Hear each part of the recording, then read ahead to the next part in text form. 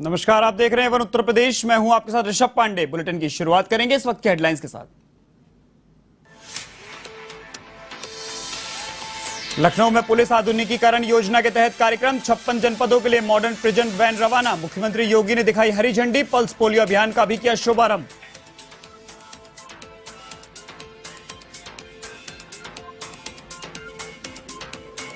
उत्तर प्रदेश की ब्यूरोक्रेसी में बड़ा बदलाव, 14 आईएएस अफसरों के हुए तबादले। आवास आयुक्त बनाए गए रणबीर प्रसाद तो अजय चौहान बने लोक निर्माण विभाग के सचिव।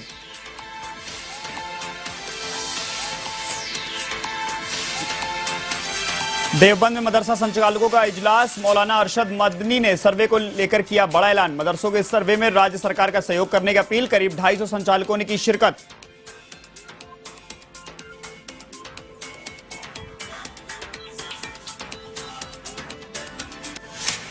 प्रतापगढ़ में स्वैट टीम और पुलिस को मिली बड़ी कामयाबी। करीब 20 लाख रुपए का 1 क्विंटल 35 किलो अवैध गांजा बरामद। 3 तस्कर भी चढ़े पुलिस के हत्थे।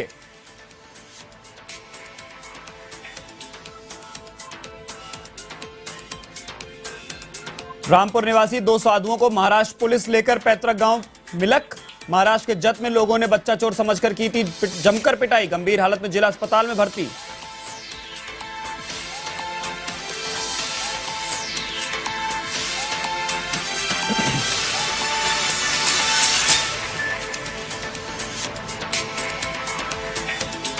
अब खबरें विस्तार से। उत्तर प्रदेश पुलिस बल को आधुनिक करने के लिए मुख्यमंत्री योगी आदित्यनाथ ने जेल में मिलने वाली सुविधाओं में बढ़ोतरी की है। मुख्यमंत्री ने 56 जिलों की जेल के लिए अपने सरकारी आवास से आधुनिक जेल वैन को हरी झंडी दिखाकर रवाना किया। इस वैन से बंदी पेशी पर जा सकेंगे। इस कार्यक्रम में राज्य मंत्री स्वतंत्र प्रभार कारागार एवं होमगार्ड धर्मवीर प्रजापति, पुलिस महानिदेशक देवेंद्र सिंह चौहान, प्रमुख सचिव गृह संजय प्रसाद, मुख्य सचिव कारागार आरके सिंह मौजूद रहे।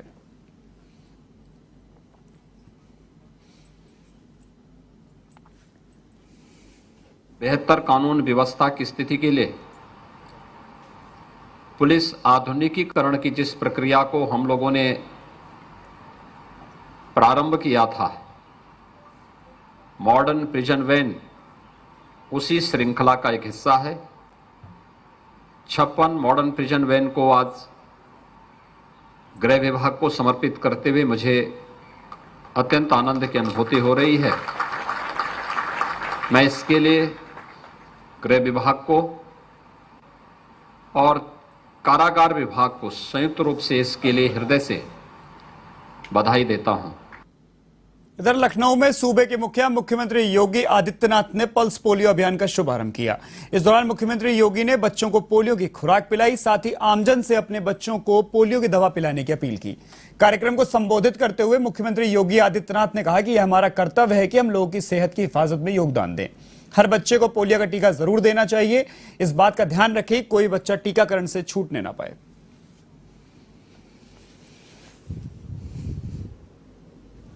संदिग्ध रहा हूं कि कैसे इंसेफ्लाइटिस से 1 वर्ष से लेकर के 15 वर्ष तक के बच्चों की मौत की एक श्रृंखला लगती थी इस सीजन में। मध्य जुलाई से लेकर के मध्य नवंबर तक इस सिलसिला चलता था और इस बार हम सितंबर माह में हैं। मैंने 15 सितंबर को ही इसे पूछा, मैंने कहा आखिर क्या स्थिति है। अब आश्चर्य करेंगे कि पूरे सीजन भर में अब तक 40 इंसेफ्लाइटिस के मरीज आए हैं, जिसमें जापानी इंसेफ्लाइटिस के 7 हैं और 33 एक्यूट इंसेफ्लाइटिस सिंड्रोम के। मृत्यु 0 है। यानी यह जब एक सामूहिक ताकत लगती है, ऐसा नहीं कि हमने इसके लिए कोई अलग से धन का प्रावधान किया हो। मौजूदा संसाधन, अंतर विभागीय समन्वय, हर एक स्तर पर उसकी क्लोज मॉनिटरिंग। और लखनऊ की विधानसभा में कार्य मंत्रणा की बैठक संपन्न हो गई है, जिसमें सपा, कांग्रेस, बसपा सभी दलों के नेता शामिल हुए। बैठक में विधानसभा सत्र को लंबा करने की मांग की गई। बैठक में मुख्यमंत्री योगी आदित्यनाथ, आराधना मिश्रा, मनोज पांडे समेत अन्य दलों के नेता मौजूद रहे।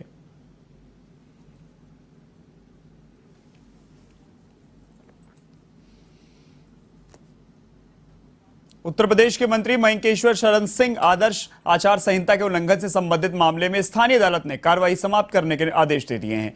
बता दें कि मंत्री मयंकेश्वर शरण सिंह सुल्तानपुर की एक अदालत में पेश हुए और हाईकोर्ट के आदेश के अनुसार 500 रुपए का जुर्माना जमा किया। इसके बाद उनके खिलाफ चल रही कार्रवाई बंद कर दी गई। मयंकेश्वर शरण सिंह तिलोई विधानसभा क्षेत्र से 5 बार विधायक रहे हैं। बता दें कि मंत्री ने जुर्माने की राशि जमा करने और केस खत्म करने की अर्जी दाखिल की, जिस पर स्थानीय अदालत ने उनके आवेदन को स्वीकार कर लिया और कार्रवाई को समाप्त करने के आदेश दे दिए।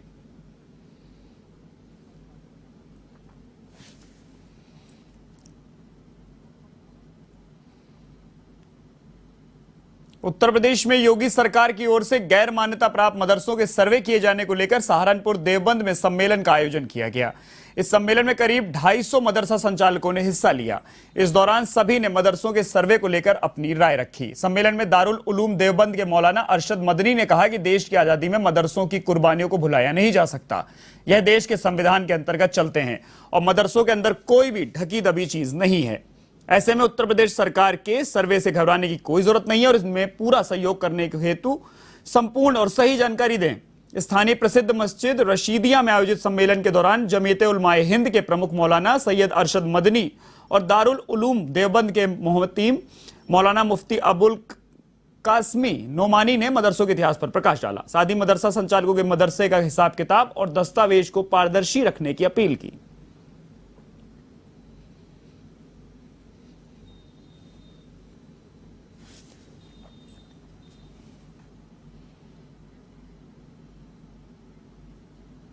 रामपुर निवासी 2 साधुओं को महाराष्ट्र में चोर समझकर लोगों ने जमकर पीटा। पिटाई के दौरान मौके पर पहुंची पुलिस ने साधुओं को लोगों के चंगुल से छुड़वाया और उन्हें रामपुर मिलक लाकर पूछताछ के बाद छोड़ा, जिसके बाद इनका मेडिकल कराया गया, जिसमें इनकी पसलियों सहित शरीर की कई जगहों पर गंभीर चोटें हैं। फिलहाल साधुओं को स्थानीय स्तर पर प्राथमिक उपचार के बाद जिला अस्पताल रेफर कर दिया गया। वहीं महाराष्ट्र पुलिस के अनुसार दोनों साधु महाराष्ट्र के जत इलाके में भीख मांग रहे थे। इसी दौरान लोगों ने उन्हें बच्चा चोर समझकर उन्हें पकड़ लिया और उनकी जमकर धुनाई कर दी। फिलहाल पुलिस ने मारपीट मामले में स्थानीय स्तर पर 12 लोगों को गिरफ्तार किया था और मामले की जांच जारी है।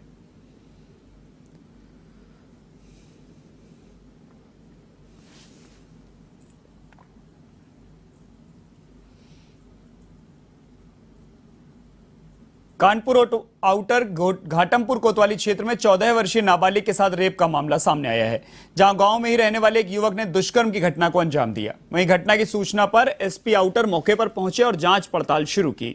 एसपी आउटर ने बताया कि अपराधियों को पकड़ने के लिए टीमें लगाई गई हैं।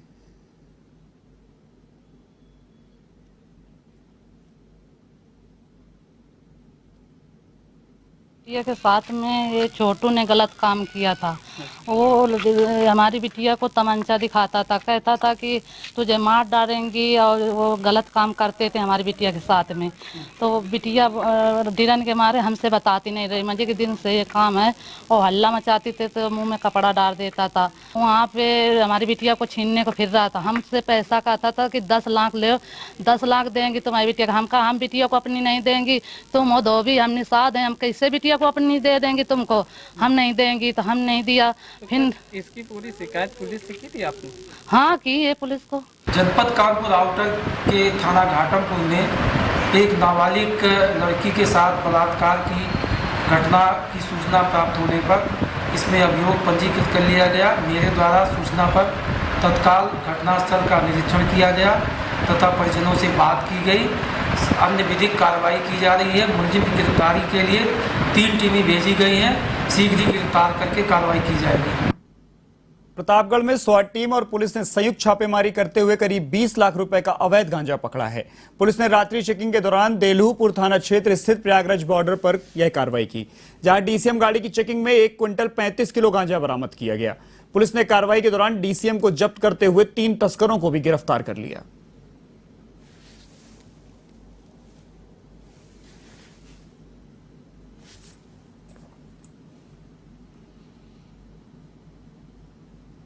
खबर मैनपुरी से है, जहां मादक पदार्थों के खिलाफ चलाए जा रहे अभियान के तहत पुलिस को बड़ी सफलता हाथ लगी है। पुलिस ने बिछुआ में अवैध गांजे की तस्करी करने वाले 2 आरोपियों को गिरफ्तार किया और सीएनजी टैंक में भरे 35 किलो गांजा भी बरामद कर लिया। वहीं कार में सवार चालक और एक तस्कर मौके से फरार हो गए। अवैध एवं मादक पदार्थों के से संलिप्त लोगों की गिरफ्तारी और अवैध वस्तुओं की बरामदगी के बारे में अभियान चलाया जा रहा है। 2 अभियुक्तों की गिरफ्तारी हुई है और उनके पास से 37 किलोग्राम गांजा और 1 वैगनार गाड़ी बरामद हुई है और एक व्यक्ति जो है, एक अभियुक्त उसमें फरार चल रहा है, उसकी भी शीघ्र गिरफ्तारी होगी। इधर अमरोहा के गजरौला थाना क्षेत्र के कांका ठेर गांव में घर में सोते समय विधवा दलित महिला और उसकी नाबालिग बेटी की पत्थर से सिर कुचलकर हत्या कर दी गई। घटना के बाद पूरे क्षेत्र में सनसनी फैल गई। वहीं मौके पर पहुंची पुलिस ने दोनों के शवों को कब्जे में लिया और मामले की जांच शुरू की। मामले को लेकर मायके वालों ने ससुराल पक्ष पर हत्या का आरोप लगाया है।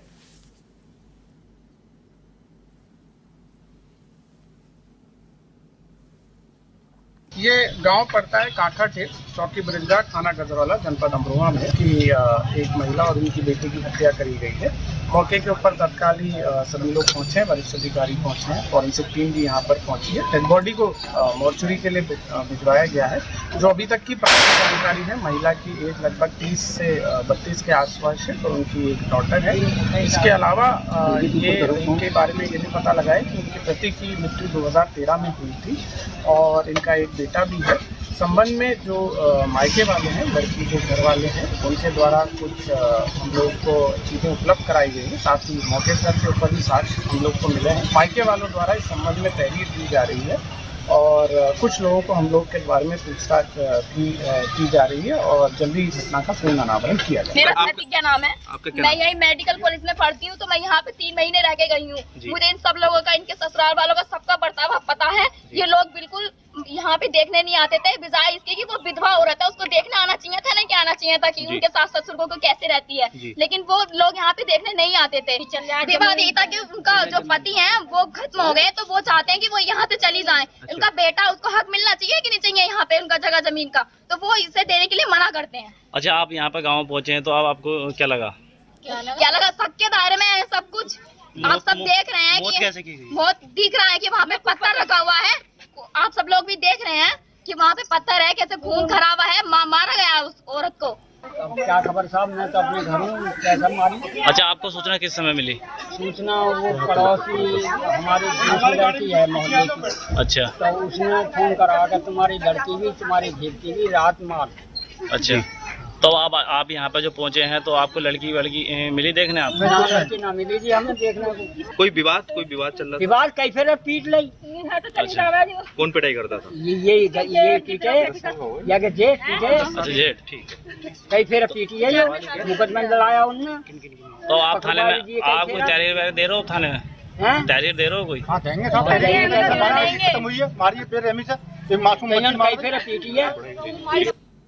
खबर लखनऊ से है, जहां गड़ी मवैया गांव में युवक की हत्या से सनसनी फैल गई।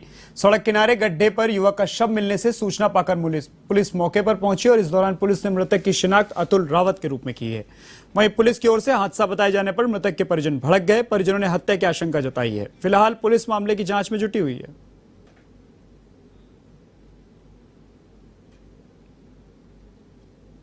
उत्तर प्रदेश के बदायूं से है, जहां उसहैद क्षेत्र के तरसुरा गांव में एक टीवी रिपोर्टर रिंकू शर्मा का शव खेत में फांसी के फंदे पर लटका मिला, जिससे पूरे क्षेत्र में सनसनी फैल गई। वहीं सूचना पर पहुंची पुलिस और फॉरेंसिक टीम ने जांच शुरू की और शव को अपने कब्जे में लेकर पोस्टमार्टम के लिए भेज दिया।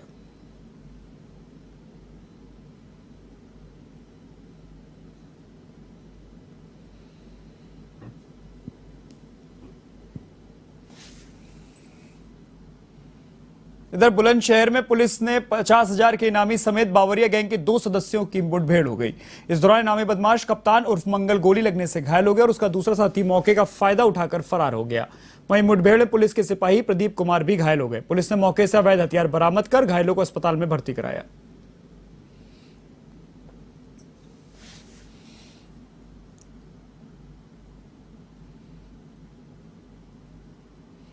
इधर बस्ती में सेखुई में सरकारी जमीन पर दबंगों ने कब्जा कर लिया, जिस पर सेखुई गांव के ग्रामीणों ने तहसील पहुंचकर एसडीएम से न्याय की गुहार लगाई है। ग्रामीणों का कहना है कि दबंगों ने जमीन के चारों तरफ करंट के तार छोड़ दिए हैं, जिसमें 2 जंगली जानवरों की जान जा चुकी है। ऐसे में ग्रामीण बड़ा हादसा होने की आशंका के चलते दहशत में हैं।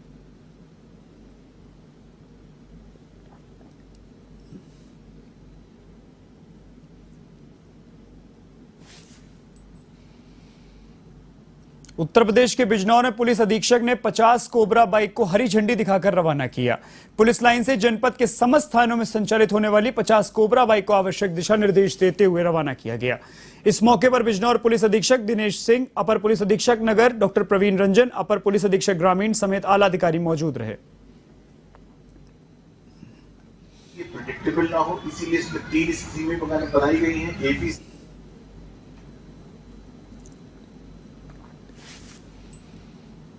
इधर संभल स्थित बहजोई कलेक्ट्रेट सभागार में जिलाधिकारी और पुलिस अधीक्षक की अध्यक्षता में आगामी त्योहारों को लेकर बैठक का आयोजन किया गया। इस बैठक में प्रशासन और पुलिस अधिकारियों ने त्योहारों की तैयारियों के चलते धर्मगुरुओं के साथ बैठक की, जिसमें चेहुल्लम के जुलूस के निर्धारित रास्ते और समय सीमा की जानकारी दी गई। साथ ही जिलाधिकारी ने बच्चों के टीकाकरण को लेकर सभी धर्मगुरुओं से अपील की है। उन्होंने कहा कि आपके यहां पर आने वाले सभी लोगों को बच्चों के टीकाकरण के लिए जागरूक करें।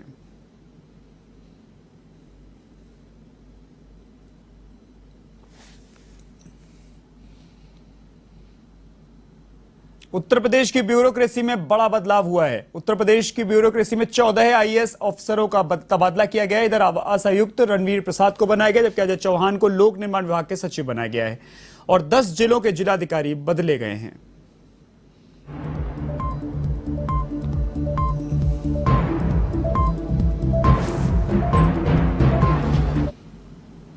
खबर कानपुर से है, जहां बाबूपुरवा थाना की 40 दुकानों में आग का पुलिस ने खुलासा कर दिया। सीसीटीवी फुटेज में एक युवक दुकानों में आग लगाता हुआ नजर आ रहा है। ऐसे में पुलिस ने मामले की तफ्तीश कर सूरज सेठ उर्फ तात्या बिच्छू को गिरफ्तार कर लिया। बता दें कि दुकानों में लगी आग से लाखों रुपए का माल जलकर खाक हुआ है। फिलहाल आरोपी से पूछताछ जारी है।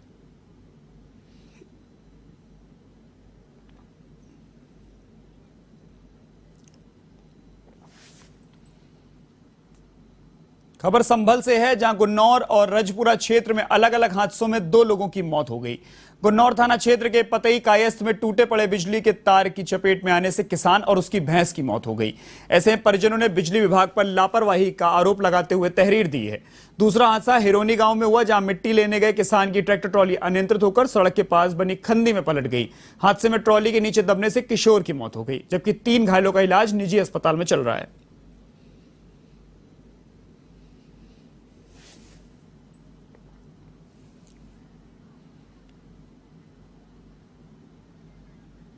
इधर लखीमपुर खीरी में पुलिस की वर्दी पहनकर शातिर अपराधियों की मदद करने वाले 2 सिपाहियों पर बड़ी कार्रवाई हुई है। शातिर अपराधी रहीस की गैंग का साथ देने वाले पुलिसकर्मी अवनीश और नीरज को गिरफ्तार कर जेल भेजा गया है। यह गैंग प्रेमी जोड़ों का अश्लील वीडियो बनाकर उन्हें ब्लैकमेल करता था। ऐसे मामले की शिकायत पर क्राइम ब्रांच ने दोनों आरोपी सिपाहियों को राजफाश कर दिया। इधर आरोपियों के पास से बरामद लूट के मोबाइल फोन ने उनकी काली करतूतों का पर्दाफाश किया है। फिलहाल मामले की जांच जारी है।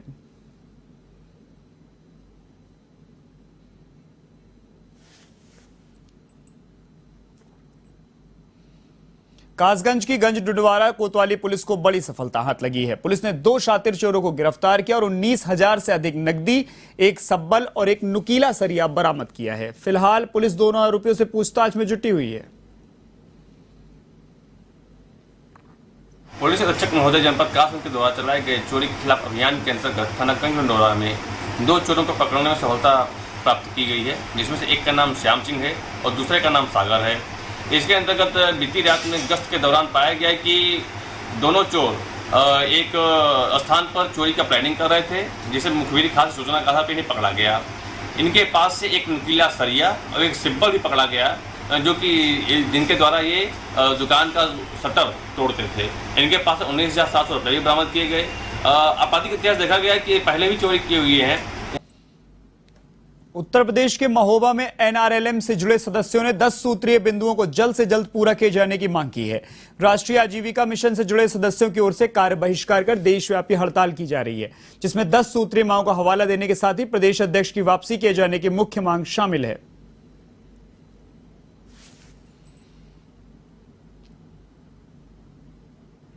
इस बुलेटिन में फिलहाल के लिए इतना ही। देश और दुनिया की तमाम खबरों के लिए आप देखते रहिए AVN टीवी। नमस्कार।